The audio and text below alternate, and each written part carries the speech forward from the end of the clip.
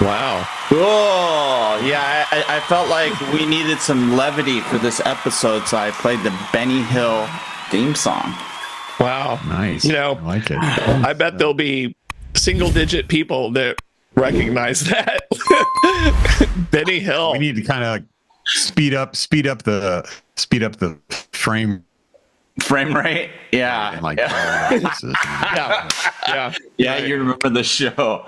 Well, you know, we're going to be doing our friends in the UK a great honor by, you know, providing this musical tribute to the great Benny Hill. So hopefully they all appreciate it, right? It's funny stuff. It was the greatest show. You know, I said, yeah. What do you think millennials and Gen Z know what Benny Hill is? Why not? No. But if they discovered them, there would be this huge retro movement, I think. I think you'd become a meme. I don't know. Do you think Benny Hill ages well in this culture? I'm not sure. Remember, people are offended by the dumbest things these days. I don't know. Used to be. You know, Benny Hill would just be an onslaught. They'd be like, you know. Oh my gosh. Well, oh my God. You know, yes, those delicate sensibilities, you know, very, very thin skin generations there. Yes. So Benny Hill might be a little much. You never know. I don't know. Well, you know what? Stuff from the 80s would be quite edgy. Maybe even some of the stuff from the 90s. So, you know, definitely things from the 30s. 40s. Yeah. You know, it's funny. You read articles from different folks about movies that were made as recently as 10 years ago, you know, actors or directors, and they're like, yeah, I can't make that movie now. Yeah, that is stuff we did and the stuff we said, which was fine back then. Now people will be like, oh my God. Well, you know, if anything, it's always, I think it's interesting to watch those. Like, you know, what's that show? Mad Men. Yeah. Right? Yeah. Oh, yeah. Right. It's interesting to watch how people were back then. Yeah. How much we've progressed. You know, it's almost like a reminder. I mean, like, why do people like watching World War II movies? Because it reminds us how jacked up it was and how horrible, and that, hey, we shouldn't repeat this. And if there's a dude that's like Hitler, don't support him. Run away, right? But if we didn't have movies like that, we would forget.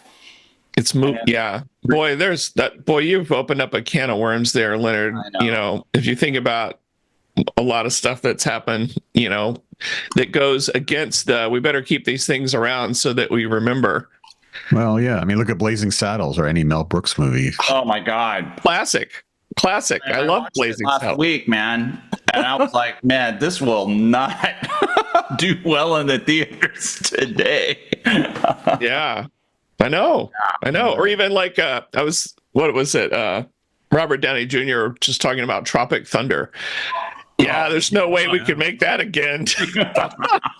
That was yeah. What do you mean, we people? You people. What do you mean, you people? Yeah. And that movie was not that long ago. And they're already going, whoa, we couldn't make that. Yes, but hey, before people who have tuned in and made it this far get confused, all right, and wonder what the hell is this?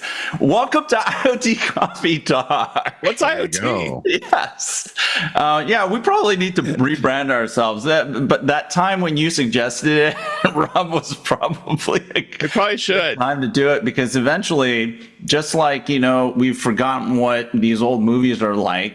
And how you probably wouldn't do well in theaters today, or may even get, you know, picketed.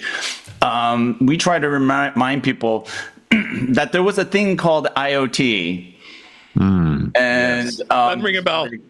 yeah, Back in the day. I got nothing. RS-232, you know. oh my Same. God. That's what it is. That's what it is. Yep.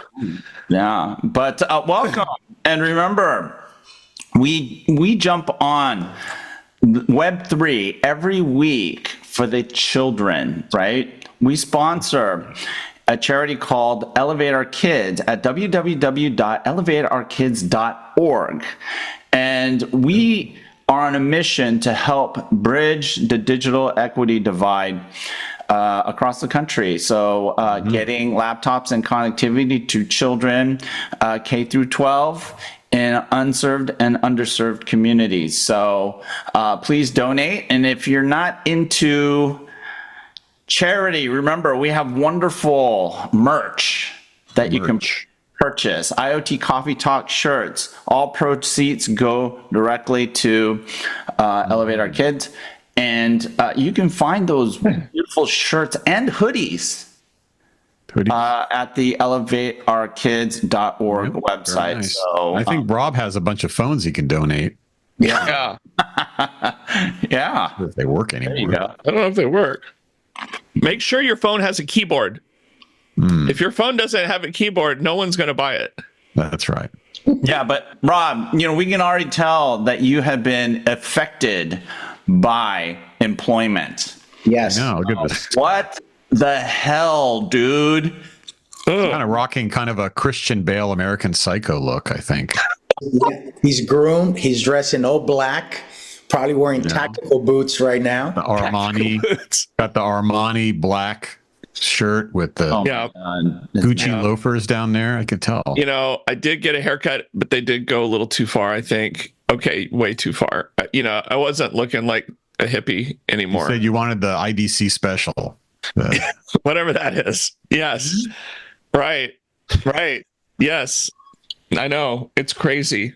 It's crazy. It's madness. It really is. I thought anybody maybe wanna- you'd rock out. I thought you maybe, Dave, we haven't had Dave on the show, but Dave rocks some pretty cool hair. I thought maybe you'd go in that direction. Yeah.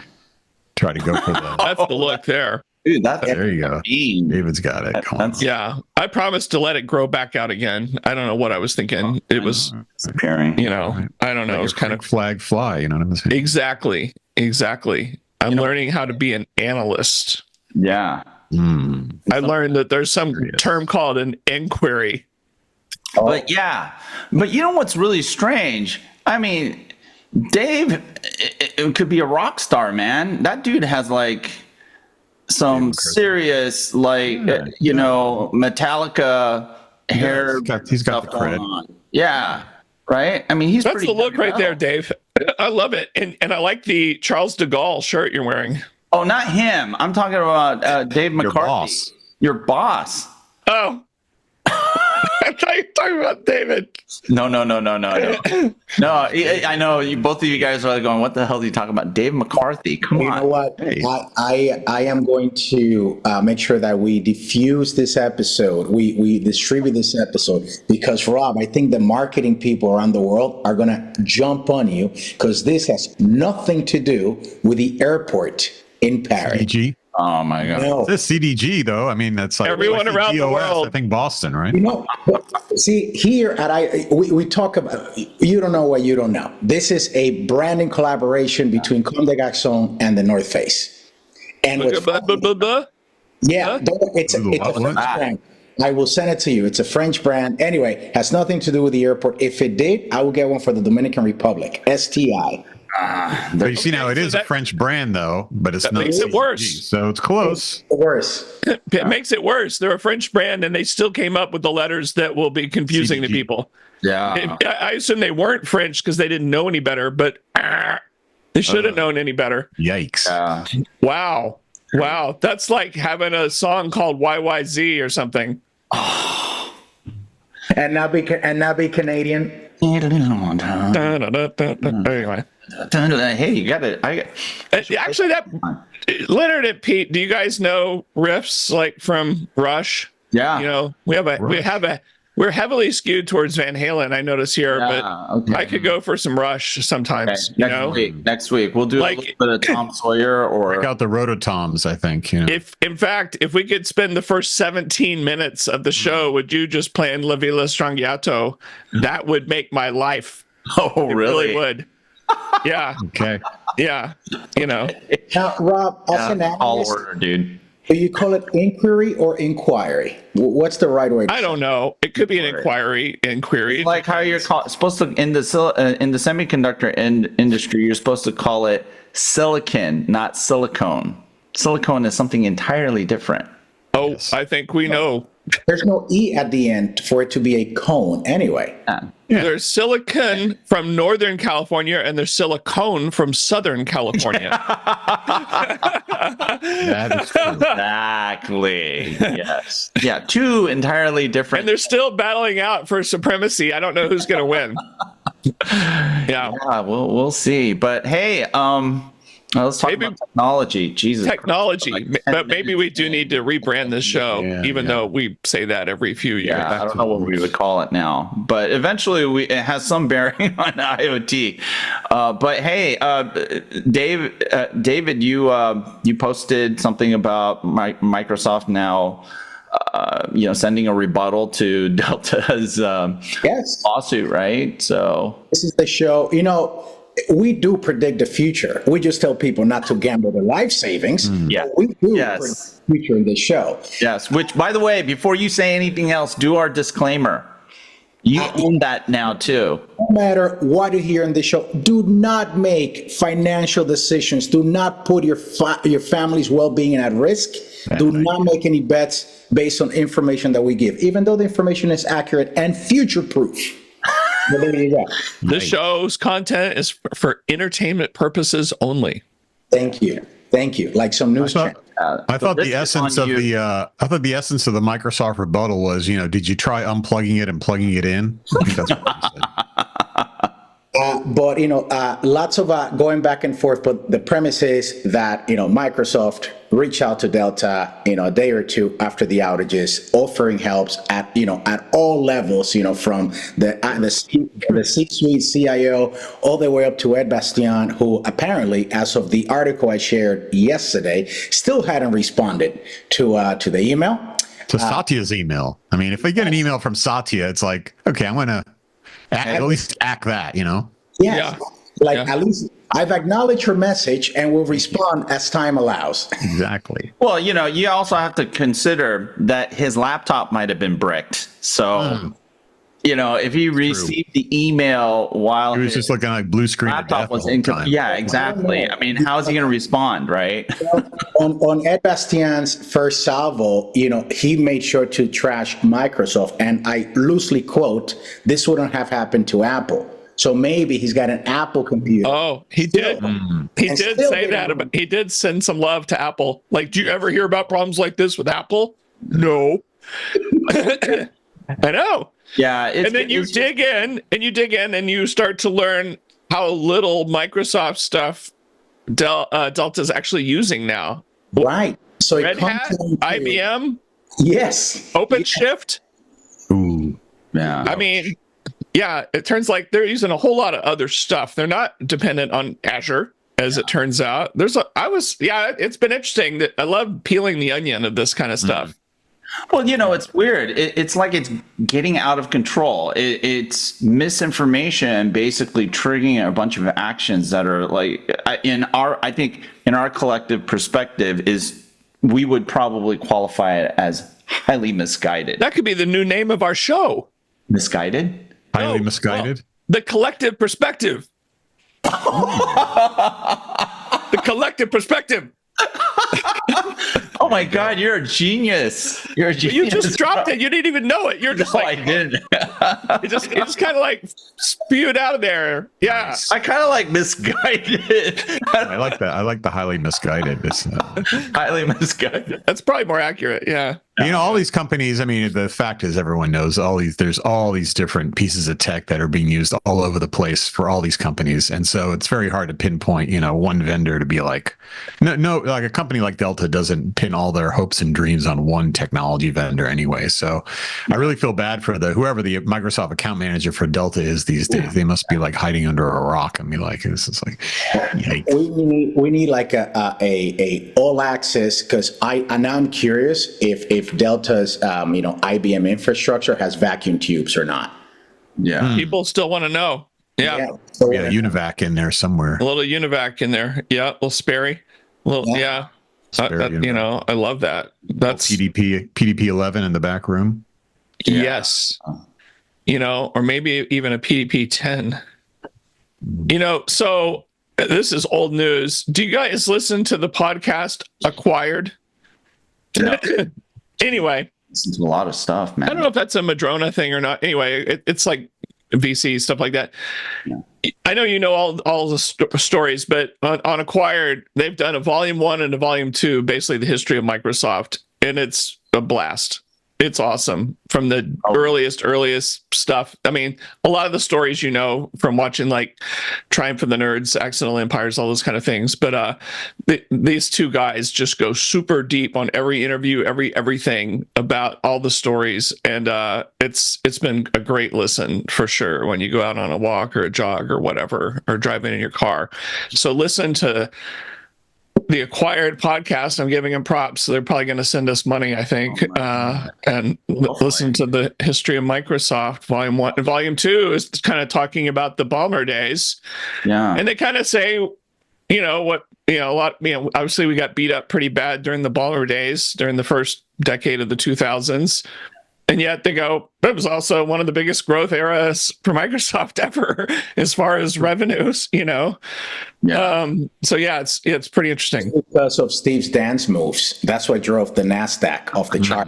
Yeah. The only thing that Steve had going for him was that he was buddies with Jim Cramer in Harvard. And so, at least Cramer would say nice things about him on Mad Money, but it still didn't help the stock price, That stock was... Well, it's like Jim Cramer a week ago telling everyone to buy Dell. I mean, it's just a... Oh, so I heard Dell's doing some layoffs? Did I just hear that yesterday? I think some sales or reorg on their sales team. Okay. And it seems to be the season. I mean, we can talk about Intel a little bit, but unsurprisingly, a bunch of my Intel emails have stopped the conversation, so I'm not sure what's going on there. So you had an active two-way conversation that became one way. Hello. We were about to sign a deal where you were going to sponsor us, and what is going on, y'all? What's going on with this economy? What's going on? I mean, we've been predicting a recession now for like 4 or 5 years. That it never quite comes, and then I think it's more of this feels like a little bit of an appropriate correction. You gotta let a little air out of the balloon every so often, because just like you can just look at the fundamentals and it's like this feels a little rich. I mean, everyone knew that, and it's just now it's bouncing back a little bit. It's interesting. Yeah, a lot of people like to call it a correction. If you really look at it, it's a crash already. Is this a Black Monday kind of 1987 thing? Yeah. I mean, I think we're, in the hump of nonsense. We're in the phase of like exponential denial, when things, the initial thesis that created the hump of nonsense starts to unravel. You have a bunch of people who are just, they cannot understand it, and they're going to defend the thesis to the death, right? That's what's, I think, happening now. I mean, if you look at so Rob, you're listening to all these wonderful, historical podcasts on your walks. I'm listening to these friggin' boring ass, earnings calls. And I mean, Supermicro, these guys, they're not making a lot of profit, right? I mean, their profit share out of this whole hump of Gen AI nonsense is really small. Yet they're tasked with building out, providing all the hardware for all this generative AI supercomputing, right?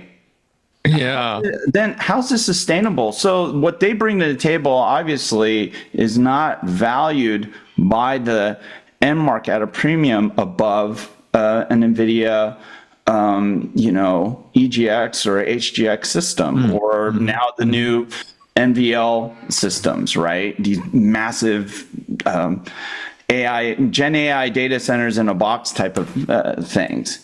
So, I mean, there's big margin shift going on. There is. Who would have thought we'd be talking? Who would have thought we'd ever be talking about Supermicro in that kind of way, that elevated air like we have for the last year and a half? I mean, Supermicro is who I went to get cheap servers, cheap boxes in the past. Oh, yeah. Always low cost. Yeah.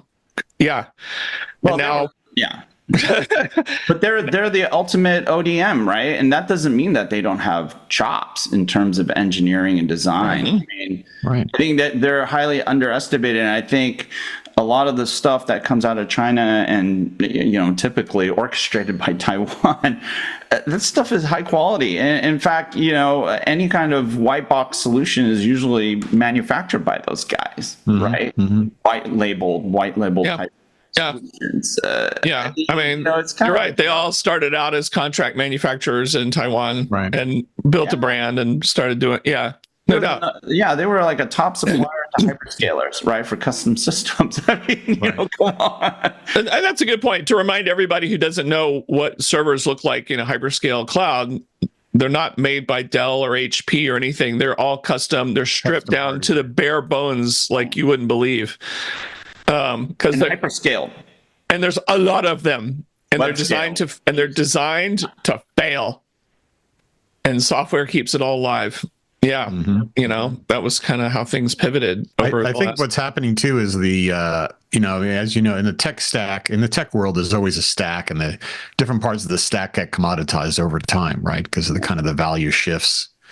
Goes up, goes down, and I think we're just seeing that sort of in the AI world. It's like, who's getting commoditized? Where's we're seeing a lot of, big AI models get into the market, to compete with open AI and things, and open source and whatever. And it's like, well, that's putting a lot of price pressure on some of these other more expensive models. I think we're going to see that, mix up. So it's going to be just a kind of a fluid thing where, like, where does the margin go in this space? Who's actually writing the checks? Who's collecting the checks? And maybe that's causing this kind of existential agita about, like, well, am I going to make a lot of money or not? I don't know. Yeah, maybe the back end of this will play out like Open RAN. What was that word?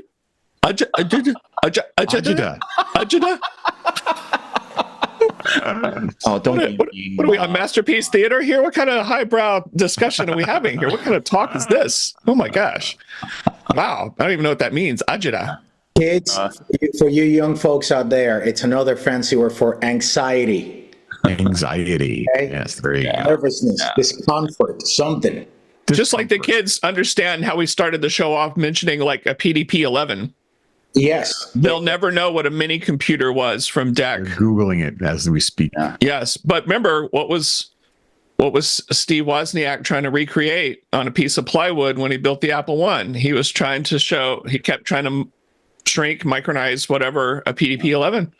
And that's what the Apple I ultimately was, hey, I don't need this. Oh, I don't need this. It turns out I can get it's got the same outcome, That's right. I remember. Yeah. Well, in a lot of ways, that's what Jensen is doing with NVIDIA, right? I mean, he's trying to get a massive supercomputer into a much smaller footprint, right? And then, and if it wasn't for the PDP-10, then Bill G and Paul Allen wouldn't have had time at the Lakeside School to do some time slicing against a PDP-10 at the University of Washington, I guess, to learn about programming. Anyway, there you go. There's your little dip into history that you don't care about. To computers back in the day. Yeah. It's how we got here today. Mm-hmm. It is.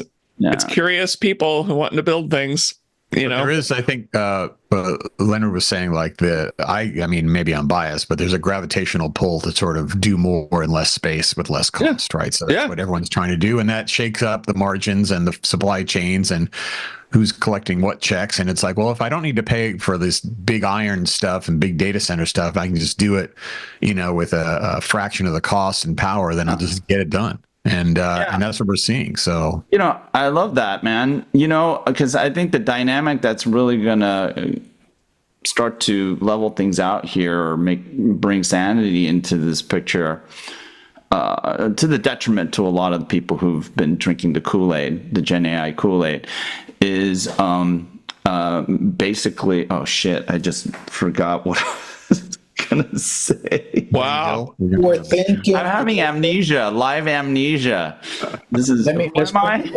You were thinking about Pete's diet program, letting air out of the balloon. Come back to this crap. Hey, Mr. Vasquez, do you remember a company called Horizon? Good enough. That is a Palm Trio.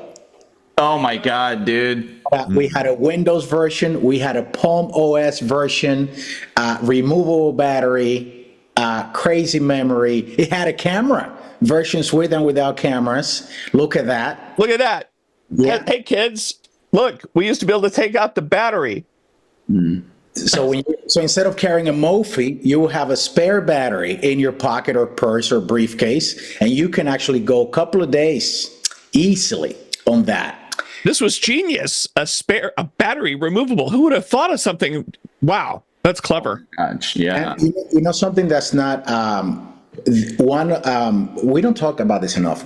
There were a lot of folks who got a smartphone first with Outlook capabilities that started their database of contacts mobile first, and then saw the value of having a backup copy on their machine, not the other way around. You're right. Yeah, definitely.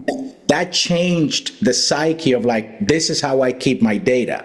And my next device has to talk to that repository over there because I don't want to lose it. And so the Palms and the Blackberries and the Droids, these devices had a lot to do with that. It's pretty cool. You're right. Different generations, their contacts began somewhere else. Yeah. Oh, yeah. I mean, contact management on a PC or a Mac has always been kind of hazardous and difficult. So it's a .vcf weird file that, anyway, it was easily corrupted. But, some people, I'd rather have duplicate all my contacts than me losing them. Oh, wow. Mr. Vasquez just brought about a problem that a lot of people don't think about until they look when they get new phones and they keep transferring contacts, or they go from Windows Phone to iPhone to Android.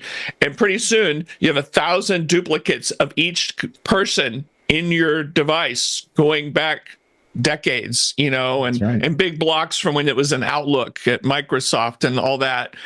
It's crazy. Well, you need to get a contact cleaner app. Yes, everybody needs a contact cleaner app. But it took decades to get us there, because back in the day is you got a new phone, your new flip phone. Guess what you were going to do? You were going to manually transfer your numbers, or you lost them. Yeah, there was a company, by the way, that made a device. Celebrate. Yeah, Celebrate, and you could it was like an octopus thing, and you could connect two phones in the phone store, and they would you had contacts. I'm gonna make Rob laugh. This should be my new profile pic right here. You had an Edge device that would plug in two devices that could have diverging protocols, and it would translate the address book of a device. That's and dump it into the other device. Your StarTAC into your Trio or whatever. Exactly. Yeah. Is this they made some money on that. Celebrate. They're still around, I think. They do some other stuff now too. They're mostly government sales. So when they catch the criminal and they need to try to get onto their smartphone, they go to Celebrate first, because apparently Apple doesn't pick up the phone as quickly. So that's what they're doing now. Wow. That know-how helped later on in the age of industrial IoT when you needed to rationalize all those data file formats for coming from different machines into one thing. It's the same thing, folks. And he gave us DNP. Well, I mean, Celebrite didn't give us DNP, but the whole distributor network protocol, that translation, it's basically what they figured out for phones. There you go. We wouldn't have a lot of things in life if it wasn't for the smartphone revolution and everything associated with it. Yeah, I'd still be walking around with a day planner. Yeah, but I mean, a lot of other things that came after that are not phones became plausible because of the smartphone revolution, because people had to start building small sensors and all kinds of things at scale. They wouldn't have done it otherwise. Well, before that, PCs were not really connected. I mean, there wasn't really a lot of data connectivity. It was occasionally connected things. And the phone became the first always connected data thing, and so now you have data portability issues and like you're talking about, like, and how do you move data around between platforms and systems, and which we do today all the time. But back then, the phone was the first real kind of data portable device that was always connected. So, well, I mean, if you think about it, it pushed everything in the semiconductor industry. If it wasn't for, basically the iPhone, even though there's going to be a lot of people who argue otherwise. They're the ones who, I mean, even today, they're one of the very few companies that uses TSMC's 3 nanometer, the ultimate leading edge of stuff. So, there's folks in the industry that'll say, oh, no, it wasn't because of mobile. It's like, yeah, it was freaking because of mobile. Yeah. Otherwise, we'd be still using 486s and stuff. It's not even... I want a 486 in my phone.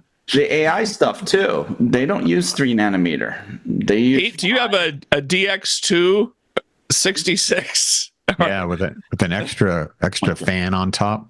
Yes. Did you get a math coprocessor with your phone? Of course. Okay. There's always that problem with floating point. Connected it through the PCMCIA slot. Okay, good. That's good to hear. Wow. Don't forget to flip the antenna out, Pete. Of course. Yeah. So as usual, I want to send props out to all those pioneers in the mobile industry that made all this magic possible for everybody else in other industries today. So thank you, Pete. Yeah, Pete. There you go. The legend. Hey, no problem. Yeah. Hey, so did you guys hear about this big ass leak? Like 10 billion passwords leaked by some hacker dude. Yikes. Is that scary or what? This is good news for Ubiquity because they got like 20,000 cameras hacked the other day. So this rounds out that noise, right? Yeah, like, hey, it's a bigger leak over there. We just fell off the headline. That's why everyone should have two-factor auth on everything they do, right? Two-factor auth. But two-factor auth. I don't know. You're asking. Yeah. Here's probably, if you went and you looked at these 10 billion passwords, I bet you at least 70% of them were 1, 2, 3, password, 4. So password. If you want to go back in time, since I did rewatch the seminal movie Hackers the other night, and it's only because a good friend of ours from the show was down in Vegas and he started watching it, Mr. Voltman. So they talked about the most common passwords back in the day, and it was sex, maybe love, and something else. It wasn't what I thought. It wasn't like 1, 2, 3 or your birthday or things like that. It was totally different stuff. Yeah, like keyword searches. It wasn't Jesus Christ in the Bible. Yes, I agree. You remember back in War Games when Matthew Broderick figured out the password? It was the scientist's son's name. That's right. Yeah, he did a little sleuth there. Absolutely. My takeaway from rewatching Hackers was I went, oh my gosh, look at all the different scenes from Hackers that were literally lifted right out of that movie and are in the Matrix.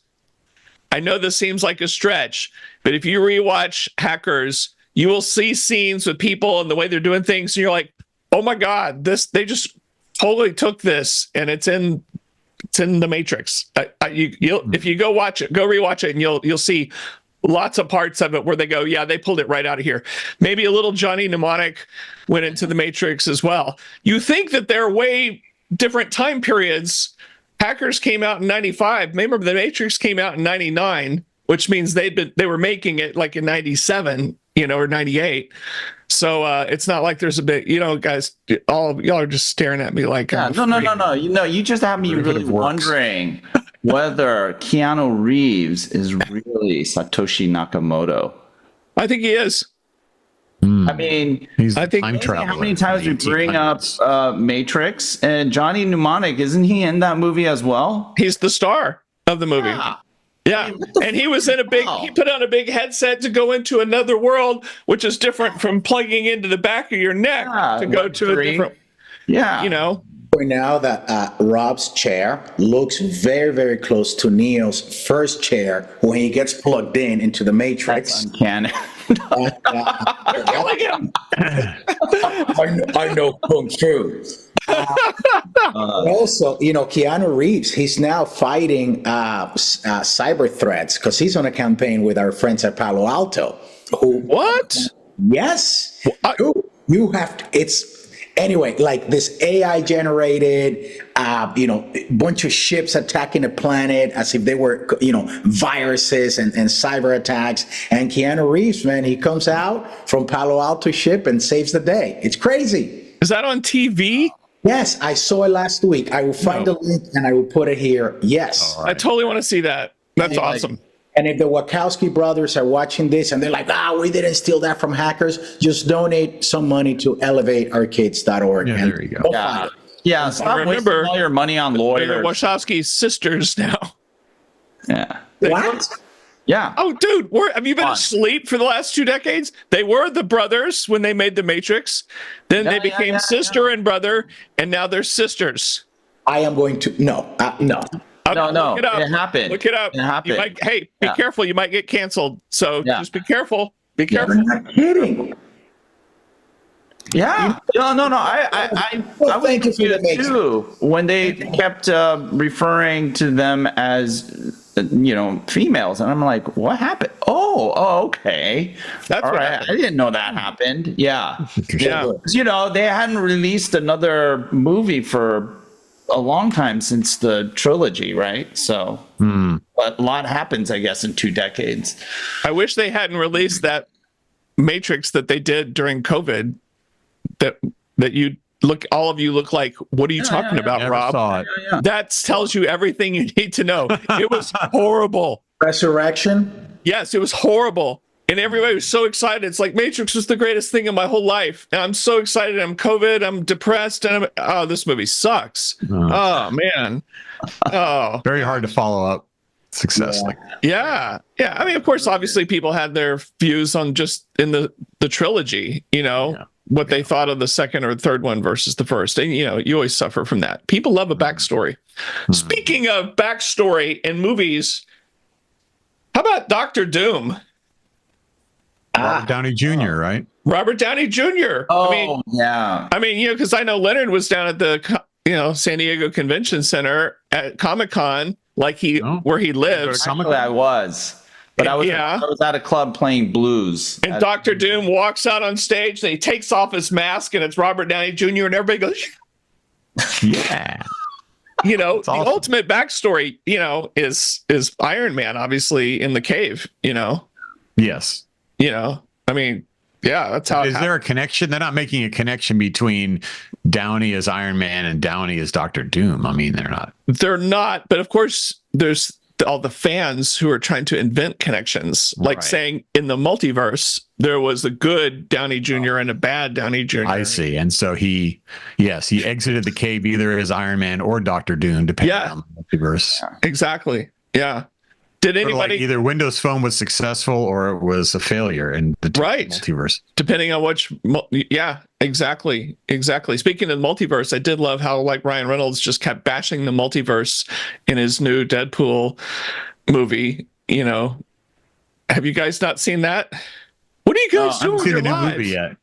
No, not watching movies, not listening to historic tech. That Marvel movie just felt a little too, too straight to video. You're going to be getting a call from your boss there, man, saying, "Hey, man, you're watching too." Yeah, you got to get back to work. Yeah, get back to work, dude. Where are you finding all this time to watch all this fun stuff? In a sea of bad movies, Deadpool and Wolverine is awesome. Yeah, and I saw it on the weekend when I was allowed to have my own time. I see. My overlords, and it's awesome and it's hilarious and it's so good and it's obviously blowing up at the box office. But Ryan Reynolds, he's so irreverent. He's like bashing his own movie studios. He said, "Yeah, that whole multiverse, what a stupid idea that was, huh, Marvel?" And it's pretty awesome how he just bashes.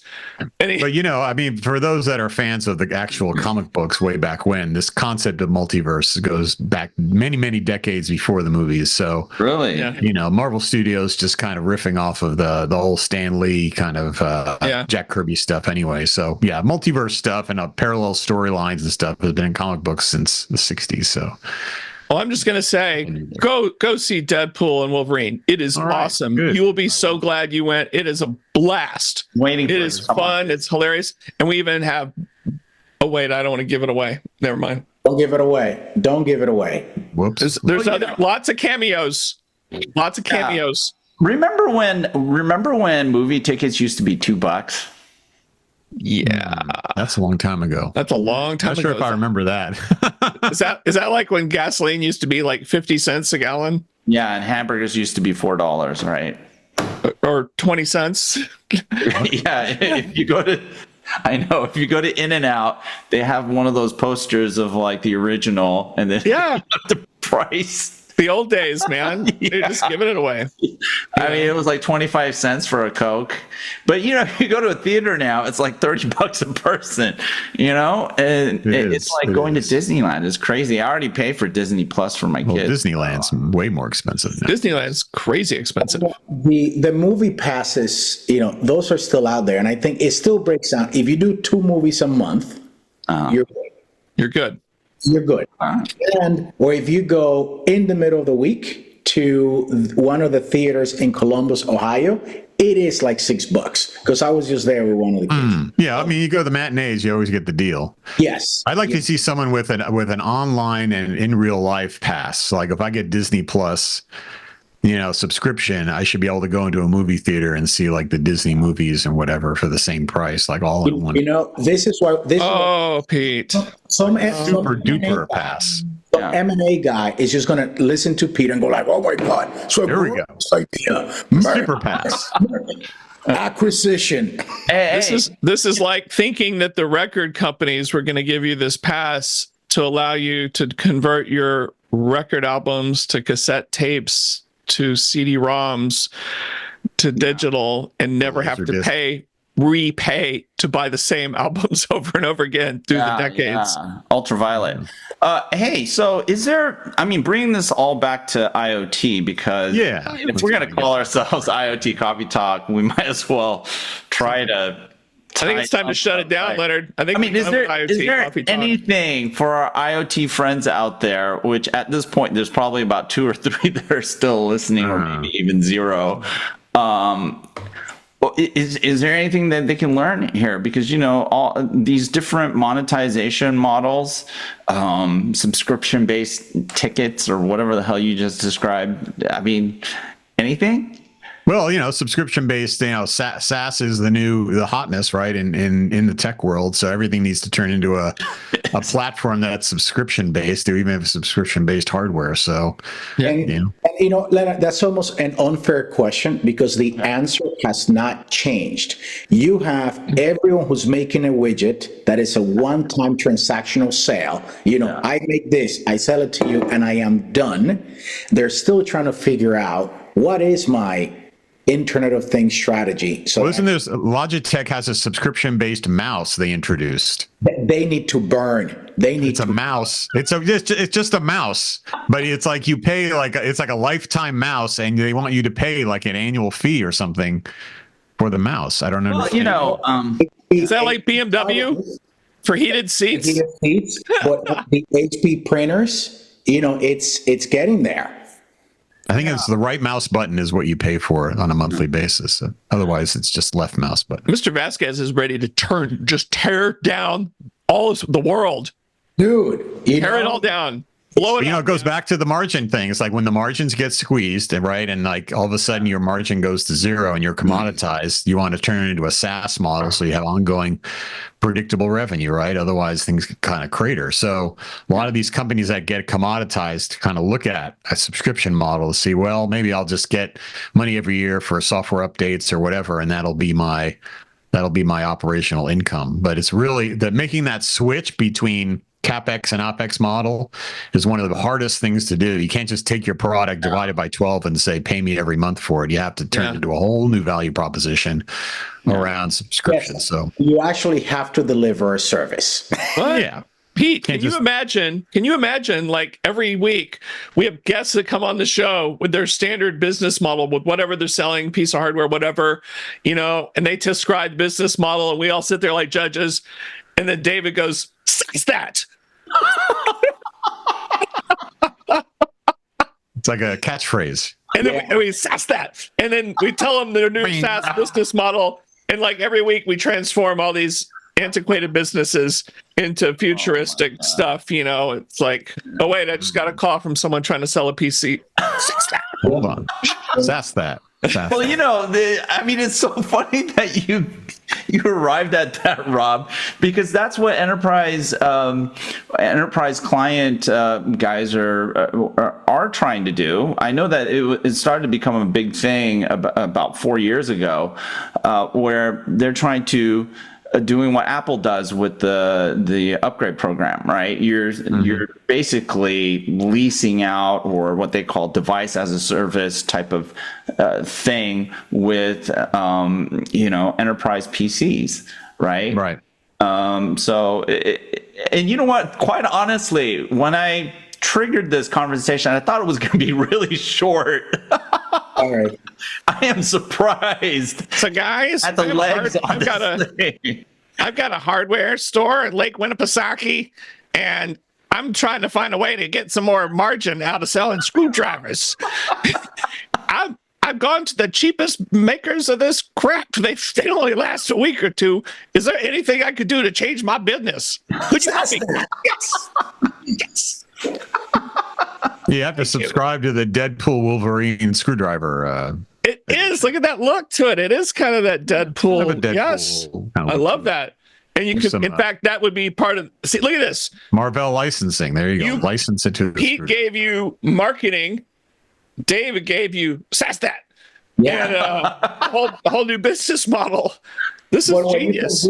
What you can do from your shop, Rob, you can take all the screwdrivers that you bought from the lowest manufacturer overseas, and what you want to do, you turn your store into vending machines, completely automated, so you cut down on power, you rent the square footage. No labor costs. And then you make a subscription for the screwdrivers and the scissors because you SaaS that. I have a funny feeling that's going to be the title of Rob's first paper, his research note coming out. It'll probably be my last paper too. First and last. First and last. SaaS that. David, Dave McCarthy, you heard it here first. There you go. Hey, this is Bob. I've got a hardware store in Sheboygan Falls, Wisconsin, and I'm selling these scissors, and I'm trying to find some way to squeeze some more margin out of them. Can you help me? Margin. That's that. Well, you stick it in a cap. Oh, man. You show me a drawing. Oh my gosh. I thought you were going to tell me I should sell a hot dog, give the customer a hot dog, a free hot dog with every pair of scissors or something. This free movie ticket. Free movie ticket. Actually, active discouragement. There could be innovation here somewhere, Rob, and you're basically scaring off a potential disruptor, self-proclaimed disruptor. It's kind of mean, you know what I'm saying? But actually, going back to your movie thing, Leonard, it's funny when you talk about the high price movie tickets, but then everyone, as you know, you go to a movie theater, it's always like 10% full. So like, how does that work? How do they charge a lot for movies, but nobody shows up? So Jeez. Just when you think I've got stupid ideas, just remember there are really smart people who bet on people watching movies on small screens, and they launched a whole multi-billion-dollar business. What was it called? What? Nano. Was it like? I never got mine. Well, no, but was it What like the hell Meg is wrong Whitman? with you guys? Was it Katzenberg? Was he involved in that with Meg Whitman or something? They tried to launch a new streaming deal for a small. Oh yeah. Format. Yeah. Oh, I forgot the name of it. And they sank billions into it, and it failed. Failed in like 24 hours. Yeah. And then TikTok came in and friggin', democratized that format. Small screen, short content. Everyone wants the short content. Yeah. Look at all the stats on YouTube and stuff. Like, for everyone who has YouTube channels out there, like the shorts are where it's at, right? The reels are where it's at. All this. And so they were probably looking at those stats, and they go, "This makes sense. We're going to have a new streaming service to compete against the other ones, except it's going to be small screen, short." Yeah. And it failed. Freedom failed, Mr. Powers.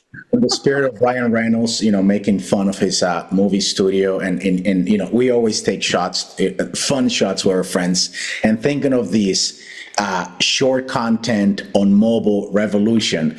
I would have loved to be in the room when some of my friends at Verizon said, "I have a great idea.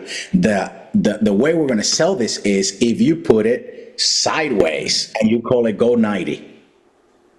Go 90. That was the name of the product. It launched. You can watch content, and they manufacture a new. I forgot who the OEM was, but basically you would flip the screen to a 90-degree angle. Oh, I remember that. There was a phone, and you rotated the screen, but the keypad stayed the same. Yeah. Is that it? Yeah. 90. That sounds like soccer. If you didn't hear of it, it's for a reason. I remember that. Yeah, and 90. It's right up there with acquiring AOL. Yeah, but it's interesting that you're saying that, because now, like, the de facto, orientation is portrait, not landscape, right?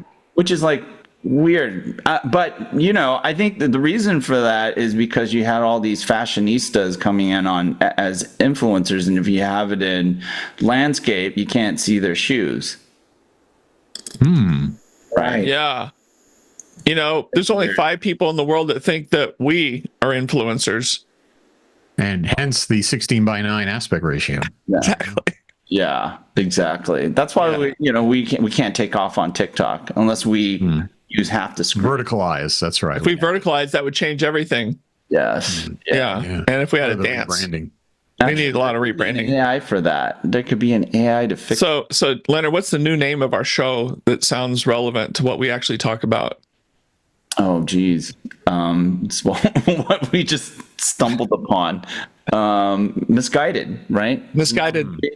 Yeah. Misguided. There's a better chance of us going viral with a show named Misguided than anything. Yes. Just like Ryan Reynolds making fun of his own studio, right? Come on. There you go. It works, but then we might fail just like that Katzenberg. It happens. So you got to try. People, you never know. Keep right? trying. Keep showing up, man. Yeah. Keep showing up. That might be it. Misguided is a great name for a show about nothing. Yeah. If anything, this episode will be called Misguided. So why do they call it Ovaltine? Have no idea. What the hell? Guys are too young. Anyway. No, I remember Ovaltine. I just don't know the backstory. The origin story of Ovaltine. Yeah, the origin story. You obviously have plenty of time to came out of a cave with Robert Downey Jr., I guess. I was creating a thread here and you guys didn't pick up on, which tells me that you were born yesterday. I don't know. Jerry, tell me about an idea for a show about nothing. I don't know, Constanza. What do we think? I don't know. You guys. Anyway. Yeah, obviously, we didn't watch enough TV in the 80s and the 90s. You guys didn't watch Seinfeld? No, of course. You know what? Honestly, I didn't, man. What? What were you doing on Thursday night? Must see TV. Fun. Must see TV. Yeah. Fun. I don't know. Having fun. I Fun thought it was was watching weird that people- Seinfeld. Yeah, maybe it was because I started watching Friends. I don't know. But you saw Friends and then you saw Seinfeld. Like, remember they stacked the shows to, you know? That's what made Friends so popular is they put it in front of Seinfeld. They put it in front of Seinfeld. There you go. They got to drag. What do we call that when you're racing? Drafted Behind Jerry and George and Elaine. Yeah. Cosmo. Yeah. All I remember is Serenity Now. That's what I remember. You're the only one who remembers that. Good phrase. Everyone else No, it's a good remembers. phrase. Serenity Now. That's the only thing I remember. Sorry. If it makes you feel any better, though, I have been seeing a lot of ads or videos that are using, and people using Battlestar Galactica again as to create analogies around things going on in security. I'm getting like all these outlets reaching out to me for a quote and perspectives and stuff. And one of the things I'm going to bring up is Battlestar Galactica. Because the five people, man. the five people that watch our show remembered that you were the one talking about Battlestar Galactica, and now look at you now. You're blowing up, dude. I'm nowhere. I'm misguided. So I think Misguided is the best name ever for a show. Awesome. We would be so viral on TikTok. My God. Let's test it out with the title as the title of this episode, and then there you go. And we'll have to tap, ChatGPT or hashtag Misguided. See or Midjourney for a logo. Yeah. Midjourney. Yeah. Use Soda for a little theme music, I think. Yeah. I mean, as we all know, they stick it to you at the drive-thru, Jerry. Oh, Jesus Christ. You guys have nothing. You're not part of pop culture at all. You're just... No, you just watched a lot of TV and we were studying linear algebra. There you go. That's the difference. I'm glad that's working for you, Leonard. Your linear algebra. I forgot all of it. Okay. At your tech company, your tech empire that you're sitting on top of, because linear algebra. Yeah. I'm glad that worked out. That you're not, in the peanut gallery as an analyst. Oh, shit. Some people are in the arena with the linear algebra, and then the other people are throwing popcorn and tomatoes at them. There you go. Yeah, you need to, right? So, yes. Obviously, I've had too much coffee this morning. Yeah. Well, welcome to the peanut gallery, my friend. Yeah. Misguided. There you go. Misguided. All right. Was this the Dash?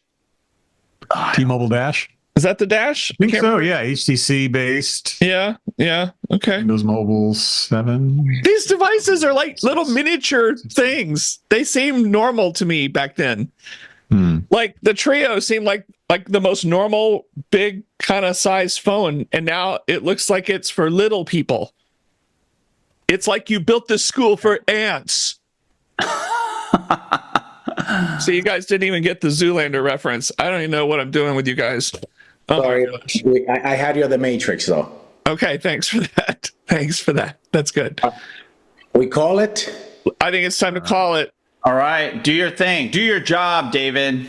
All right, folks, you have just enjoyed an incredibly unique episode of your mom's favorite tech show, IoT Coffee Talk. Thank you for hanging out. Couple of reminders: do not make financial decisions based on information we give you here, even though it's accurate. Number two, if you have any extra money, please help us close the digital divide by donating to elevateourkids.org. If you haven't subscribed already, please do. And some of the recaps from today: The Matrix was awesome. The brothers turn into sisters because you have to evolve, like in tech. And diet programs are called Letting Air Out of the Balloon. And When All Else Fails and You Don't Know What to Do, sass it. With that, we'll see you next week right here on IoT Coffee Talk. Have a good week, folks. All right. See you guys. Adios.